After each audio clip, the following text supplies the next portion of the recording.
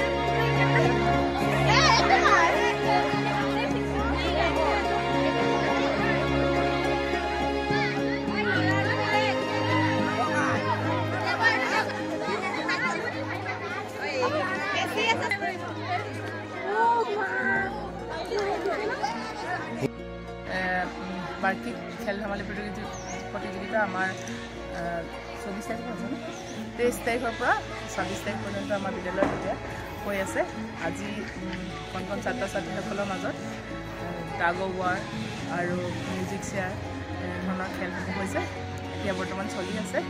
আৰু ইয়াৰ পাছত আমি শ্বটপুট, ডিছকাছ থ্ৰ' এনেকুৱা ধৰণৰ খেল ছাত্ৰ-ছাত্ৰীসকলৰ মাজত গাড়ীগাঁও হাইস্কুল ছাত্ৰ-ছাত্ৰীসকলৰ মাজত খেলৰ লগতে তেওঁলোকৰ স্বাস্থ্যৰ প্ৰতি সজাগতা উপলক্ষে এই বাৰ্ষিক ক্ৰীড়া প্ৰতিযোগিতাখন পতা হয়। লগতে তেওঁলোকৰ সদায় একঘেমীয়া যিটো পঢ়াৰ পৰা তাৰ এটা সলনি হৈ পৰিৱেশটো অকণমান আনন্দ বা তেনেকুৱা ধৰণৰ স্বাস্থ্য সচেতনতাৰ ওপৰত আমি এনেকুৱা ধৰণৰ বিভিন্ন খেল ধেমালি পাতি তেওঁলোকক উৎসাহ জনাবলৈ প্ৰয়াস কৰিছোঁ।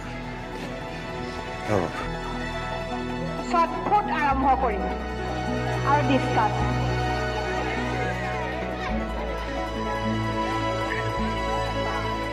অথনি নিচাকে হৈছানে ধুনীয়া